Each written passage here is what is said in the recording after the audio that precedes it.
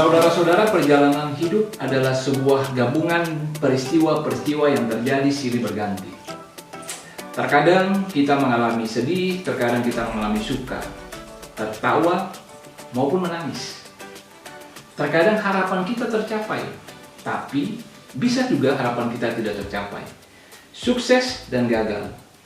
Sangat menyenangkan apabila apa yang menjadi harapan kita, keinginan kita, bisa kita atur untuk menjadi sebuah perjalanan hidup, diisi dengan hal-hal yang menyenangkan saja. Sayangnya, hal itu tidak mungkin terjadi. Karena perjalanan hidup adalah peristiwa naik maupun turun, suka maupun duka, tawa maupun menangis, sedih maupun senang, berhasil ataupun gagal. Dalam perjalanan kehidupan, terkadang kita menghadapi tahapan kritis, di mana kita tidak berdaya untuk menahan sesuatu terjadi dalam hidup kita. Kita tidak berkuasa untuk mengubah keadaan hidup kita. Inilah keadaan kritis yang bisa dihadapi oleh setiap orang. Dalam tema berjalan bersama dengan Tuhan, maka hal yang paling penting, berdasarkan bacaan Alkitab yang nanti kita baca, bukanlah kemudian hal-hal yang terjadi dalam kehidupan ini. Bukanlah kemudian apa yang bisa Anda lakukan untuk mencegah atau mengubah. Tetapi yang paling penting adalah dengan siapakah Anda berjalan dalam kehidupan ini. Berjalan bersama dengan Yesus atau berjalan bersama dengan Tuhan kita dasarkan pada pembacaan Alkitab yang terdapat dalam Lukas 24. Dalam bacaan yang kita jadikan sebagai dasar tema ini, berjalan bersama dengan Yesus, diambil dari Lukas 24 ayat 13 sampai dengan ayatnya yang ke-35. Jadi bagian firman Tuhan ini berbicara tentang penampakan Tuhan Yesus sesudah kebangkitan. Kebangkitan Tuhan Yesus. Tuhan Yesus menampakkan diri pada dua orang murid dalam perjalanan ke Emmaus. Emmaus terletak sekitar 11 km dari Yerusalem. Nampaknya para murid ini memisahkan diri daripada murid-murid yang lain karena mereka kecewa, putus asa, dan tidak lagi memiliki harapan setelah peristiwa kematian Tuhan Yesus. Dalam perjalanan ini, dua orang murid ini, satu disebutkan sebagai Kleopas, dan penulis Injil Lukas tidak menyebutkan nama daripada satu orang lagi yang berjalan bersama dengan Kleopas. Banyak penafsiran yang mengatakan ini dan itu, tetapi kita bisa menganggap bahwa satu orang yang tidak disebutkan namanya adalah orang yang bisa menjadi gambaran daripada diri kita yang berjalan bersama dengan Kleopas. Mengapa kita sebut demikian? Karena perjalanan dua murid ini dalam tahapan antara, saya sebutkan tahapan antara, karena mereka memiliki sebuah pengharapan yang disandarkan pada Yesus, sebuah tatanan hidup yang telah mereka tata, sebuah pengharapan-pengharapan yang telah mereka bangun bersama dengan Tuhan Yesus, tapi berakhir ketika Tuhan Yesus mati. Ini merupakan tahapan antara. Dan tahapan antara ini bisa dialami oleh siapapun dalam hidup ini. Itu yang di awal disebutkan sebagai perjalanan kehidupan, terkadang naik, terkadang turun, terkadang menghadapi hal-hal yang menyenangkan, tetapi juga hal-hal yang menyedihkan. Dan tahapan kritis adalah tahapan di mana kita tidak bisa lagi untuk membangun kehidupan berdasarkan pengharapan ataupun hal-hal yang telah kita susun, kita atur, dan kita pikirkan akan menuju kepada sebuah keadaan yang ideal, yang kita mau kita ada di dalamnya. Para murid mengharapkan begitu banyak dari Tuhan Yesus, tetapi semua hal itu menjadi sia-sia dan menjadi tidak bermakna bagi mereka ketika Tuhan Yesus mati. Mereka melakukan perjalanan. Kleopas dan seorang yang tanpa nama ini melakukan perjalanan, dan sepanjang perjalanan itu mereka putus asa dan berbicara tentang harapan-harapan mereka yang telah pupus. Harapan yang pupus membuat seseorang harus beralih dari sebuah tempat yang nyaman ke tempat yang baru, yang tidak dia ketahui seperti apa keadaannya. Nah, keadaan ini bisa merupakan sebuah keadaan traumatis. Keadaan traumatis seperti begini, kehilangan pekerjaan. Ketika ada dalam sebuah puncak performa di mana segala sesuatu berjalan dengan baik, di mana ada harapan-harapan yang dibangun, tiba-tiba perusahaan tempat bekerja kolaps, bangkrut. Ketika membangun sebuah usaha yang dimulai dengan kecil, menjadi besar dan harapannya akan bertambah besar, tiba-tiba ada hal-hal tertentu yang menguncangkan atau kemudian meruntuhkan bisnis yang tengah dibangun. Kehilangan orang yang dikasihi, dihianati, ditinggalkan, mengalami persoalan-persoalan dalam rumah tangga yang tidak bisa diselesaikan. Nah, dalam keadaan-keadaan seperti itulah ini yang dikatakan tahapan antara, proses antara, fase di mana kita beralih dari keadaan yang aman, nyaman kepada sebuah keadaan yang kita tidak bisa prediksi apa yang terjadi di depan, tetapi kita harus melaluinya. Hal itu juga kedua bisa berupa dorongan-dorongan halus dalam diri kita untuk menghentikan sesuatu dan beralih kepada sesuatu yang lain. Untuk mengkat hal-hal yang mungkin kita anggap menghalangi kehidupan kita dan kita merasa tidak lagi berguna dan kita harus beranjak dari keadaan itu. Meskipun keadaan ke depan kita tidak tahu, kita harus berpegang pada hal apa.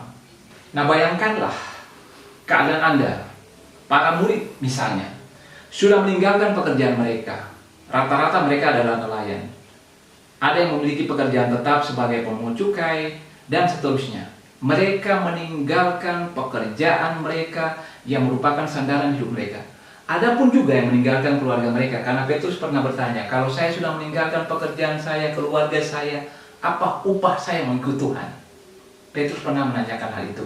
Itu menandakan bahwa murid-murid sudah meresikukan segala kehidupan mereka untuk mengikuti Yesus.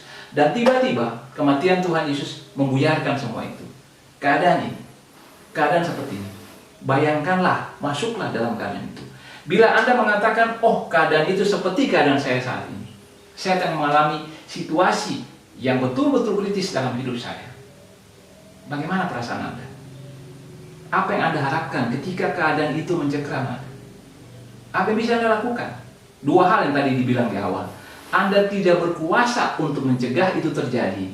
Anda tidak berkuasa untuk mengubah hal itu. Tidak berdaya. Saudara-saudara, yang luar biasanya dalam firman Tuhan berkaitan dengan penampakan Tuhan Yesus Kristus kepada dua orang di jalan di Emmaus. Pertama-tama yang Tuhan tunjukkan dalam keadaan seperti itu adalah kehadirannya yang terus-menerus dalam kehidupan para murid. Kehadiran ini adalah kehadiran yang istimewa. Saya katakan yang istimewa karena biasanya kita menggambarkan kehadiran Tuhan dalam kehidupan kita lewat doa. Ketika kita berdoa, kita percaya Tuhan hadir.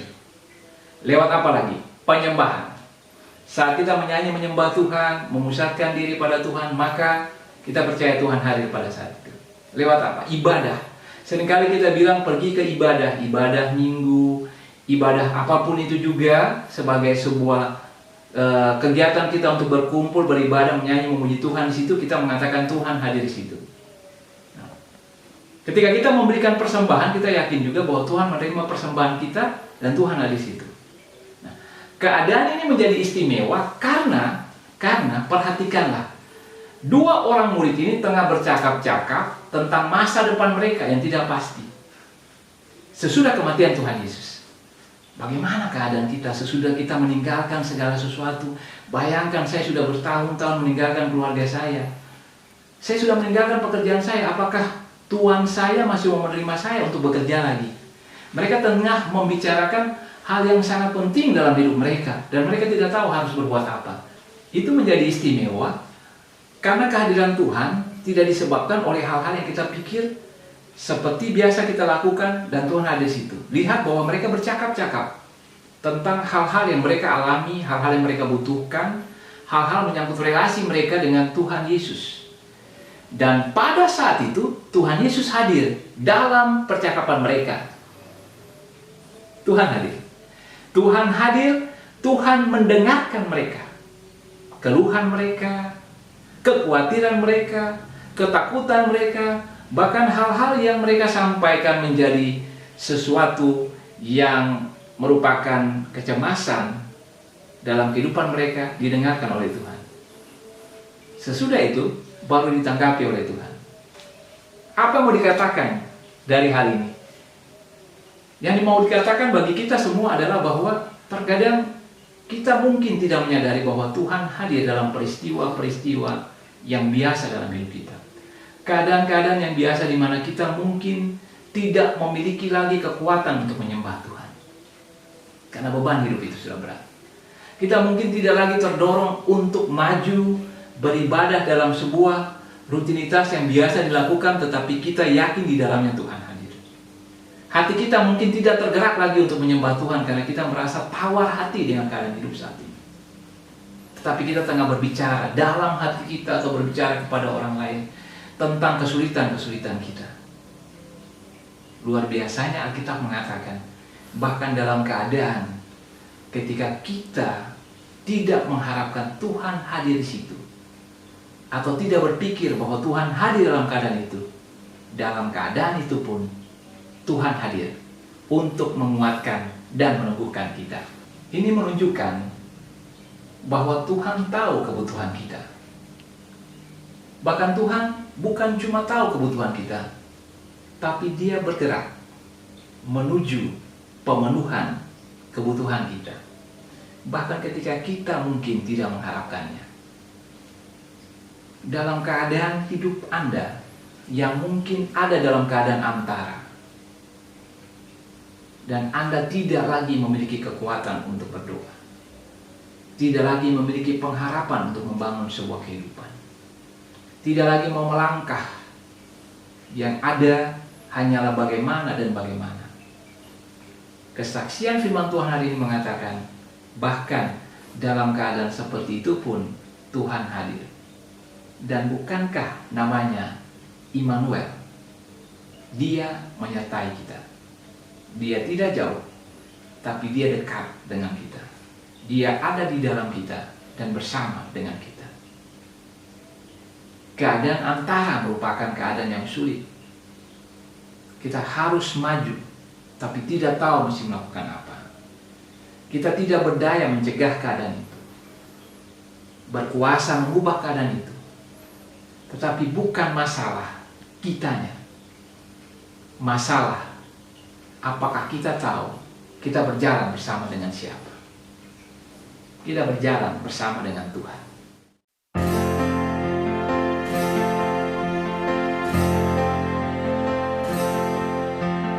Oh Tuhan, dikala langkahku sesat, tetaplah tuntun aku di dalam jalan-Mu. Tetaplah pimpin aku di dalam hidupku.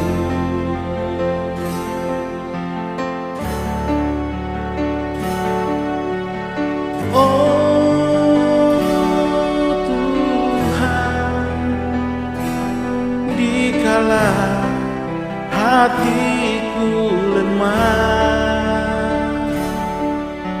ulurkanlah tangan-Mu, kuatkan iman-Mu, berikanlah kasih-Mu, tenteramkan jiwaku. Kau terangi hidupku dengan sinar-Mu, Kau sejukkan jiwaku dengan cinta-Mu. Kaulah Rajaku, Kaulah penebusku, damailah hidupku oleh kasih-Mu. Kaulah Rajaku, Kaulah penebusku,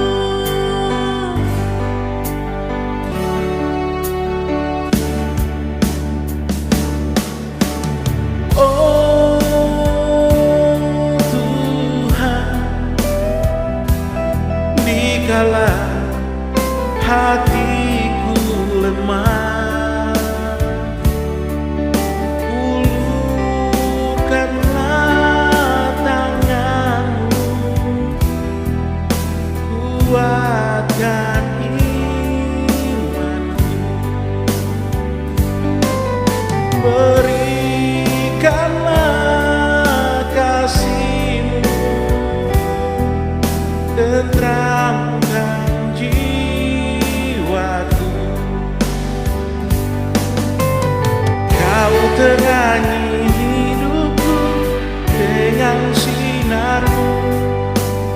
Kau sejukkan jiwaku dengan cintamu. Kaulah rajaku, kaulah penebusku. Damailah hidupku oleh kasih-Mu. Kaulah rajaku, kaulah penebusku. Surga pun milikku oleh darah-Mu.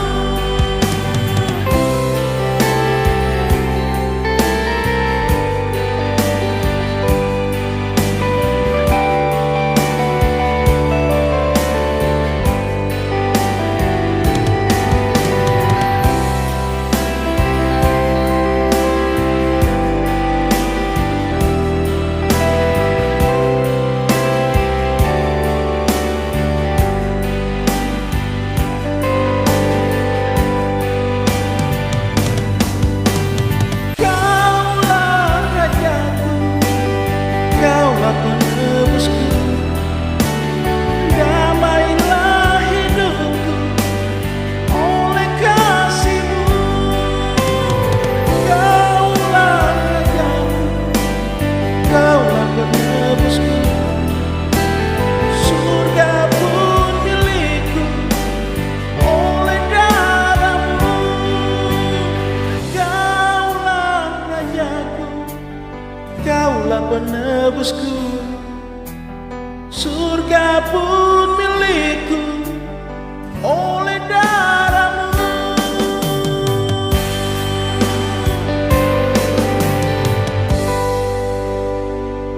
Jadi dari kisah perjalanan dua murid ke Emmaus, hal yang pertama kita temukan adalah Allah hadir. Allah hadir dalam kehidupan kita. Bukan masalah bagaimana kita mencegah itu terjadi, bagaimana kita mengubahnya, tetapi dalam keadaan yang tidak bisa kita kendalikan, persoalannya adalah apakah Anda sadar Anda berjalan dengan siapa? Anda berjalan dengan Tuhan yang tidak pernah meninggalkan Anda. Saudara-saudara, puji Tuhan. Hal yang kedua yang kita temukan dari kisah ini adalah bahwa kalau misalnya suatu saat Anda bercakap-cakap dengan orang yang dipandang sudah dewasa dalam kerohaniannya, ataupun bercakap-cakap dengan orang Kristen yang bisa bercerita tentang kehidupannya, maka biasanya dari mereka kita akan mendapatkan tentang hal-hal yang mereka katakan bahwa pengalaman-pengalaman hidup seperti masa antara, masa kritis, adalah masa di mana mereka belajar banyak hal tentang iman, tentang ketekunan, tentang bergantung pada Tuhan, tentang bagaimana doa merupakan kekuatan dan kuasa dan firman adalah peneguhan atas janji-janji Tuhan. Itu mau mengatakan apa? Itu mau mengatakan bahwa orang percaya seringkali bertumbuh pesat dalam iman. Perkembangan rohaninya mengalami perkembangan yang luar biasa ketika ada dalam keadaan-keadaan antara, keadaan-keadaan kritis, keadaan-keadaan yang tidak mudah. Pada saat itulah mereka bertumbuh. Dan mereka ketika ditanya apakah keadaan itu penting, maka mereka akan mengatakan sangat penting. Meskipun mereka tidak mau lagi kembali ke keadaan itu, tetapi mereka akan mengatakan, saya tidak mau menukar keadaan itu dengan apapun, karena dari keadaan itu saya telah belajar banyak hal. Perjalanan para murid sesudah mereka mengalami keadaan yang tidak mudah, kehilangan harapan mereka, kehilangan apa yang mereka bangun, adalah sebuah keadaan yang membuat mereka kembali belajar bahwa justru dalam keadaan-keadaan yang tidak mudah itulah mereka bertumbuh, mereka berkembang dalam iman kepada Tuhan. Perkembangan iman yang pesat karena yang ditemukan dari perjalanan ini adalah Tuhan kembali mengingatkan mereka tentang betapa lambannya mereka percaya terhadap firman Tuhan. Apa yang pernah Tuhan katakan, ternyata mereka melupakannya. Saudara-saudara perhatikan begini, bahwa apa yang pernah Tuhan katakan kepada mereka, bukanlah kemudian mereka tidak mendengarkannya. Mungkin mereka mengingatnya, tetapi itu tidak menjadi sebuah hal yang nyata dalam hidup mereka sebelum mereka mengalami. Ada beda antara orang yang menyimpan apa yang ada dalam perkataan firman Tuhan dalam pikiran dengan orang yang menyimpannya dalam pikiran dan mengalaminya. Maksudnya begini, mereka mungkin tidak pernah merasakan bahwa Yesus adalah Immanuel yang bersama-sama dengan mereka, meskipun Yesus mengatakan bahwa dia adalah Immanuel. Aku berjanji aku akan menyertai engkau senantiasa sampai akhir zaman. Mereka tidak menyadari hal itu masih merupakan sebuah ingatan dalam pikirannya sampai mereka mengalaminya. Ketika Yesus berjalan bersama-sama dengan mereka, mereka mengalaminya, bahwa baru mereka menyadari bahwa, oh iya, apa yang dikatakan tentang Yesus menyertai, inilah yang kita alami. Demikian juga Anda mungkin tidak akan pernah kemudian merasakan bahwa Yesus adalah kawan yang sejati. Itu masih menjadi teori sampai suatu saat ketika Anda mengalami keadaan hidup di mana hidup Anda susah, usaha bangkrut, Anda sakit, Anda ditinggalkan oleh semua orang. Dan Yesus satu-satunya pribadi yang ada bersama-sama dengan Anda. Pada saat itulah Anda baru akan menyadari, karena sudah mengalami, bahwa betul-betul Yesus adalah kawan yang sejati. Dalam fase ini satu hal lagi yang ditemukan, bahwa kehilangan yang mereka alami berujung pada sebuah sukacita. Ini memberikan pengharapan bahwa di dalam Tuhan sebuah keadaan hidup yang berat, entah kehilangan, entah krisis apa yang Anda alami, itu bukanlah akhir. Tetapi itu merupakan sebuah perjalanan. Sebab itu dikatakan fase antara. Kembali saya mengumpamakan seperti perkataan pemazmur. Sekalipun aku berjalan dalam lembah kekelaman. Berjalan dalam lembah. Ketika dia berjalan terus, suatu saat dia akan mencapai puncak. Itulah yang dikatakan bahwa kesakitan atau kehilangan bersama dengan Tuhan, di ujungnya ada kemenangan, ada sukacita. Alkitab mencatat berulang kali bahwa Tuhan Yesus menampakkan diri kepada para murid dengan luka-luka di tubuhnya. Padahal dia bisa memilih tubuh yang sempurna.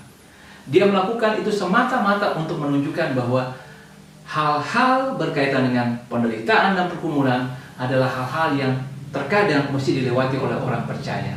Tetapi hal itu bukanlah akhir. Penderitaan menuju kepada kemuliaan. Kematian Tuhan Yesus menuju kepada kebangkitan. Tanda-tanda itu menunjukkan bahwa tanda-tanda itu tidak mengalahkan orang percaya yang ada dalam penderitaan, karena kemenangan yang telah Tuhan berikan lewat penderitaannya, kematiannya, dan kebangkitannya. Yang terakhir dari perjumpaan Tuhan Yesus dengan para murid yang tengah melakukan perjalanan ke Emmaus adalah bagaimana kita diyakinkan kembali bahwa Yesus adalah Mesias. Karena di dalam diri Yesus terjadi penggenapan-penggenapan apa yang dinubuatkan oleh nabi-nabi. Dialah Mesias yang dijanjikan. Dialah Allah, dialah Raja di atas segala raja. Dialah Tuhan. Dialah Juru Selamat kita. Dalam Yohanes pasalnya yang ke-20 ayat 31 dibilang begini. Tetapi semua yang tercantum di sini telah dicatat supaya kamu percaya bahwa Yesuslah Mesias, Anak Allah, dan supaya kamu oleh imanmu memperoleh hidup. Ketika kita percaya bahwa Yesus adalah Mesias, Anak Allah, Raja, seperti yang dipercaya oleh dua murid di Emmaus ketika berjalan dengan Tuhan Yesus dalam perjalanan ke Emmaus, itulah yang menjadi kekuatan mereka, itulah yang menjadi kehidupan mereka. Iman adalah kepercayaan penuh, menyandarkan diri pada pribadi yang kita percayai dan kita yakini. Dan dalam hidup ini, pribadi yang berkuasa atas kehidupan adalah Yesus. Pribadi yang mengasihi Anda adalah Yesus. Dalam keadaan antara, Anda membutuhkan kekuatan dan kuasa yang melebihi keadaan itu dan kemampuan diri Anda. Dan Yesuslah Mesias yang diurapi. Yesuslah Raja yang berkuasa. Dialah Juru Selamat. ketika Anda mengarahkan pandangan Anda kepada Yesus, maka kekuatan untuk membangun hidup ini ada dalam diri Anda. Saudara-saudara, hal-hal ini mengajak kita untuk melekatkan kembali diri kita kepada Tuhan Yesus, yang merupakan satu-satunya kekuatan di alam semesta ini yang berkuasa untuk melakukan hal-hal baik kepada Anda dan memberikan pengharapan kepada Anda. Perjalanan para murid ke Emmaus memberikan kepada kita peneguhan, meskipun kita berada dalam keadaan antara fase padang gurun yang kering, keadaan yang kritis, tetapi di dalamnya kita belajar bahwa Allah selalu hadir dalam hidup kita. Allah hadir, dan kemudian Allah memberikan kepada kita peneguhan tentang bagaimana bahkan dalam keadaan sulit pun kita bisa belajar, kita bisa mengalami Tuhan, kita bisa bertumbuh di dalamnya, dan pengalaman itu merupakan pengalaman yang berharga. Dalam perjalanan itu juga kita kembali diteguhkan bahwa satu-satunya pribadi yang mengasihi kita adalah Yesus Kristus. Saudara-saudara, kita mengakhiri acara Wajah Allah pada saat ini bersama dengan pendengar misteri. Kami percaya Anda telah diberkati. Kami percaya kekuatan kuasa Tuhan ada bersama dengan Anda. Itulah yang mendorong kami untuk memakai moto, kamu dapat, kamu bisa, you can, you will. Anda telah mendapatkannya dari Tuhan. Anda tidak perlu mengusahakannya. Dan karena Anda telah mendapatkannya dari Tuhan, Anda bisa. Anda mampu untuk keadaan seperti apapun, karena Dia mengasihimu. Sampai berjumpa kembali bersama dengan pendengar misteri dalam acara Wajah Allah minggu depan. Doa-doa Anda sangat menguatkan kami. Dukungan Anda juga menjadi berkat bagi kami untuk tetap melayani demi kemuliaan nama Tuhan. Sampai jumpa kembali. Tuhan Yesus memberkati. Shalom.